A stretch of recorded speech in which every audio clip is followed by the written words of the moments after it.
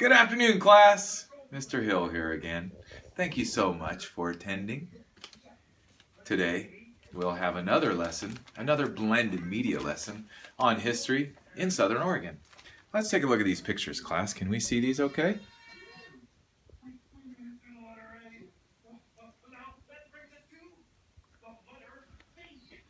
Pretty exciting pictures here, yes? So this one here, that's George Brown and Sons store in Eagle Point, and that was rebuilt in brick in 1911 and houses the Main on Main family salon today. And here we have the Magruder House. What a cool looking house. I don't know if you can see that all right, but this is the Magruder House, and it was built by Central Point founder Constantine Magruder in 1878, and it still stands on Bigham Drive. And finally, we have a view of the Oregon and California Railroad at the city of Phoenix in 1884, well over 100 years ago. Pretty amazing, rich history here in our region.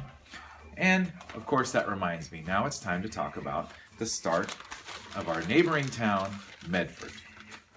Medford, located smack dab in the center of the Rogue Valley, became Southern Oregon's hub for agriculture and commerce after Jacksonville banker C.C. Beekman conveyed land to the Oregon and California Railroad Company in 1883.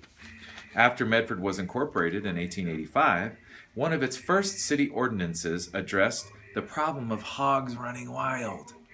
Now, all right, I have teenagers in my home, and I know what they're like running wild. But picture this. You're in Medford, it's 1884, you walk out your door, and what do you see? A bunch of hogs running around? Holy moly. Things have changed so much between then and now. It's unbelievable. So, they had to get rid of those hogs running wild. However, the proximity of the railroad did allow the area's orchard industry to flourish. I know that because I used to work at Harry and David. Thousands of apple and pear trees were planted in the early 1900s, and the Rogue Valley's major export was fruit. The Medford Commercial Club, also known as the Chamber of Commerce, promoted the region as an agricultural mecca, and soon entrepreneurial real estate agents were meeting scores of out-of-towners looking for prosperity and paradise. Like I said, not much different than today, at least in that way.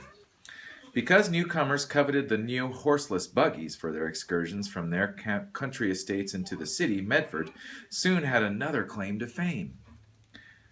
In 1909, the Medford Mail Tribune reported that the city led the world, not just the state, not just the nation, the world, in automobile ownership per capita.